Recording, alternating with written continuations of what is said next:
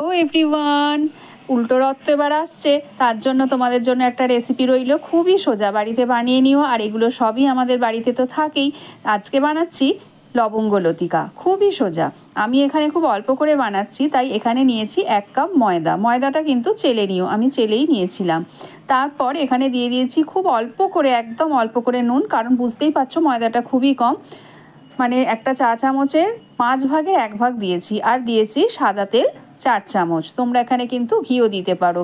দিয়ে খুব ভালো করে ময়াম দিয়ে এটাকে আমি অল্প অল্প করে জল দিয়ে কিন্তু একটা ডো বানিয়ে নেব। খুব শক্ত করে মানে মাখতে হবে না, খুব নরমও না। একটু শক্ত রেখেছি কারণ এটা আধ ঘন্টা রেস্টে রাখবো, তখন কিন্তু একটু নরম হয়েই যাবে।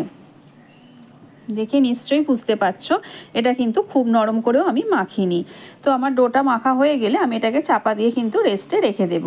আর হ্যাঁ, লবঙ্গ লতিকার জন্য যেটা দরকার সেটা হচ্ছে একটা পুর বানাতে হবে। সেটা হচ্ছে ক্ষীরের পুর। সেই ক্ষীরের পুরটা আমরা বাড়িতেই বানিয়ে নেব সেই ক্ষীরটা। আর ক্ষীর তৈরি করা খুবই সোজা। এখানে আমি যেহেতু খুব অল্প বানাচ্ছি, সেই জন্য এখানে আমি 250 মতো দুধ দিয়েছি। তো দুধের মধ্যে আমি 250 দুধের মধ্যে আমুল দুধের যে প্যাকেট হয় 10 টাকার, ওটাকে দিয়ে দিয়েছি। দিয়ে এখন কিন্তু আমি গ্যাস অন করিনি, এটাকে মিশিয়ে নিয়ে তারপর অন করব। দিয়ে এখানে কিন্তু নাড়তে নাড়তে ক্ষীরটা খুব তাড়াতাড়ি কিন্তু রেডি হয়ে যাবে। তোমরা চাইলে কিন্তু এখানে অল্প করে চিনি দিতে পারো, আমি দিইনি কারণ আমুল দুধে এমনি একটু মিষ্টি ভাব থাকে, আর খুব মিষ্টিও আমি এটা চাইছিলাম না। তোমরা যদি মিষ্টি একটু বেশি ভালোবাসো তাহলে এতে কিন্তু অল্প করে একটু চিনি দিতেই পারো। দেখো ক্ষীরটাও কিন্তু নাড়তে নাড়তে, দুধটা নাড়তে নাড়তে দেখো ক্ষীরটা কিন্তু রেডি হয়ে গেছে। আরও একটু নেড়ে আর একটু শক্ত করে নেব। চলো এইবার ডোটা নিয়ে এবার ছোট্ট ছোট্ট করে লেচি কাটি। যেরকম সাইজ বানাতে চাইছো, আমি খুব বড় বড় করিনি, আবার একদমই ছোট ছোট করিনি, মিডিয়াম সাইজের লবঙ্গ লতিকা বানিয়েছিলাম। তার জন্য আমি দেখো ছোট্ট ছোট্ট করে এখানে লেচি কেটে নিচ্ছি। লুচির না, লুচির থেকে বেশ অনেকটাই ছোট, 2 সাইজ ধরো ছোট। ওটাকে আমি এইভাবে দেখো একটু তেল দিয়ে এটাকে এভাবে বেলে নেব, লুচির মতো গোল করেই কিন্তু বেলে নেব। খুবই সোজা এই মিষ্টিটা বানানো, আর এটা খেতে সত্যি বলছি বেশ ভালো লাগে। আর সবসময় দোকানে গিয়ে মিষ্টি খাওয়ার কোনো দরকারও পড়ে না। এটাকে বেলে নিয়ে এর ঠিক মাঝখানে কিন্তু আমি পুরটাকে দেব। দিয়ে ভাঁজটাই আসলে আসল। আর লবঙ্গ লতিকা কেন, যেহেতু লবঙ্গটা এর মধ্যে দেওয়া হয়, কেন হয় সেটা আমরা সবাই জানি, তবুও এটাকে আটকে দেওয়ার জন্য। দেখো কিভাবে দিচ্ছি, মাঝখানে পুরটা দিলাম, দুদিক থেকে এইভাবে ফোল্ড করে দিলাম, দিয়ে দেখো দুপাশটা একটু চেপে দিলাম যাতে পুরটা না বেরিয়ে যায়। এইবার এটাকে উল্টে দেব। আমি কিন্তু এখানে, তোমরা এখানে চারধারে জলও দিতে পারো, আমি কিন্তু দিলাম না। এইবার দেখো ওপাশ থেকে আর এপাশ থেকে এই দুটোকে নিয়ে এইভাবে ফোল্ড করে এই দুটোকে খালি লবঙ্গ দিয়ে জয়েন করে দেবো, তাহলে এই দুটো আর খুলে যাবে না।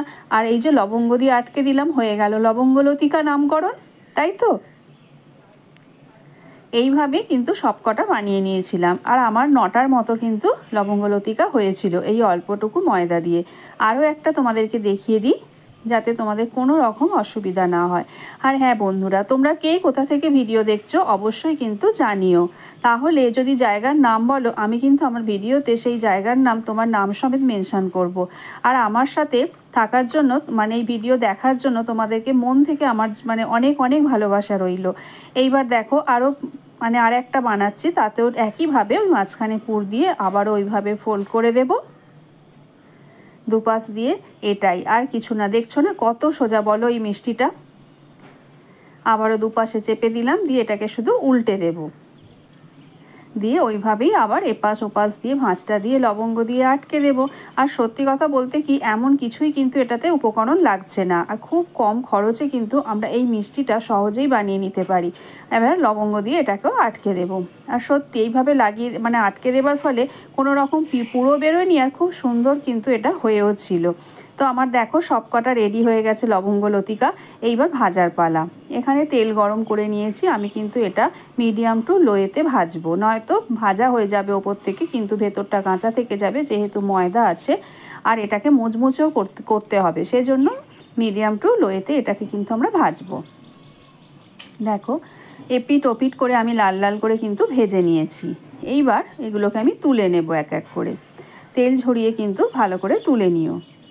এইবার আমাদেরকে একটা শিরা বানাতে হবে। সেই শিরাটা কিন্তু পাতলাও হবে না, একটু কিন্তু ঘন হবে। তার জন্য দেখো আমি এখানে 1 কাপ চিনি দিয়েছি। যেহেতু বললাম আমার যেহেতু লবঙ্গলতিকার পরিমাণটা কম, তাই আমি সেই বুঝে চিনিটা দিয়েছি। তোমরা যদি বেশি করো চিনিটা বেশি দেবে। এটা দেখো বেশ চিটচিটে হবে, কিন্তু একটু ঘন রসই হবে। এইবার এর মধ্যে আমি লবঙ্গলতিকাগুলোকে কিন্তু দিয়ে দেব। দিয়ে 2 মিনিট মতো কিন্তু আমি এটাকে ফুটিয়ে নেব। বেশ এপিট ওপিট করে আমি উল্টে পাল্টে একটু ফুটিয়ে নেব 2 মিনিটের মতো। তাহলেই কিন্তু সুন্দর তৈরি হয়ে যাবে একদম দোকানের মতো লবঙ্গলতিকা, যা তুমি নিজেই বাড়িতে বানিয়ে সবাইকে অবাক করে দিতে পারবে। এইবার দেখো ভালো করে উল্টে পাল্টে নিয়েছি, 2 মিনিট হয়ে গেছে। এইবার আমি গ্যাসটা অফ করে আরও 3-4 মিনিট রেখে এটাকে কিন্তু তুলে নেব। আর সত্যি খেতেও কিন্তু ভালো হয়েছিল। তোমরাও কিন্তু অবশ্যই এটা বানিয়ে কমেন্ট করো তোমাদের কেমন লেগেছিল, আর কি ধরনের রেসিপি দেখতে চাও অবশ্যই কিন্তু কমেন্ট করো। এইবার তোমাদের একটা ছোট্ট কাজ, চটপট যাও ইউটিউবে FORNE ফোড়ন বলে সার্চ করো, আর আমাদের এই চ্যানেলটাকে সাবস্ক্রাইব করে দাও, বেল আইকন কিন্তু প্রেস করো। তাহলে নিত্য নতুন যা রেসিপি ছাড়ি না কেন আগে তোমার কাছে নোটিফিকেশান পৌঁছে যাবে। আর যদি ফেসবুক থেকে ভিডিওটা দেখে থাকো তাহলে কিন্তু পেজটাকে ফলো করে দিও, আর লাইক শেয়ার কমেন্ট করতে ভুলো না কিন্তু, কেমন?